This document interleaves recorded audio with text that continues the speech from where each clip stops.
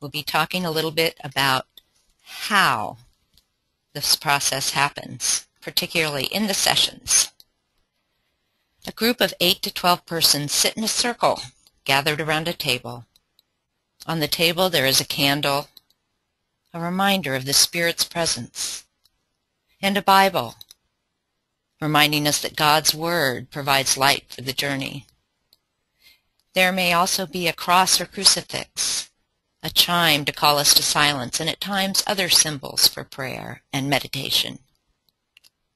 The table is covered with a covenant cloth, which reminds us of the commitment we have made to allow the Spirit to lead us as individuals and as the community we are becoming.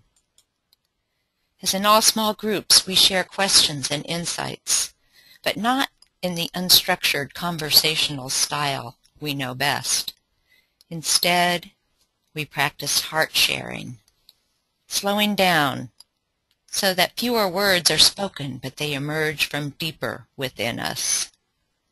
Sometimes we divide into smaller groups for periods of heart sharing and prayerful listening. And sometimes we are silent together.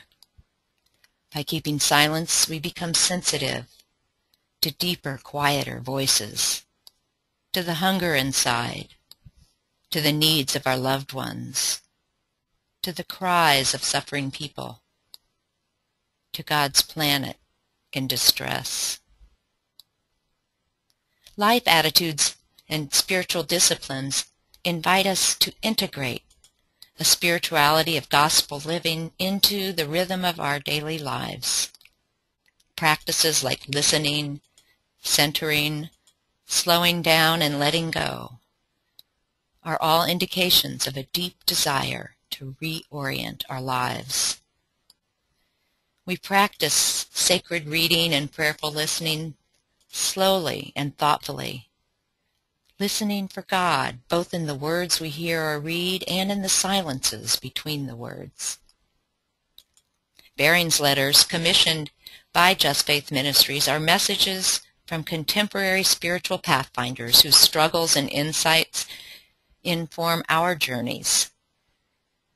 They are written by women and men, Protestants and Catholics, lay and clergy persons. Some names will be familiar to you and others may be new. We are encouraged and enlightened by their thoughtful and honest sharing. Outreach ministry involvement or group immersion experiences are a key part of the engaging spirituality process. We cross boundaries that too often keep us separated from those whose social and economic circumstances are different than ours. Deepening our personal connections with the needs and gifts of our neighbors is a vital expression of discipleship. And finally, we want to mention soul time, an opportunity for personal prayer, both during and between sessions. Notes for participants are provided ahead of each session, and they contain suggestions for reading and for prayer practices. They help us to develop a more disciplined or pattern essence in our own personal prayer lives.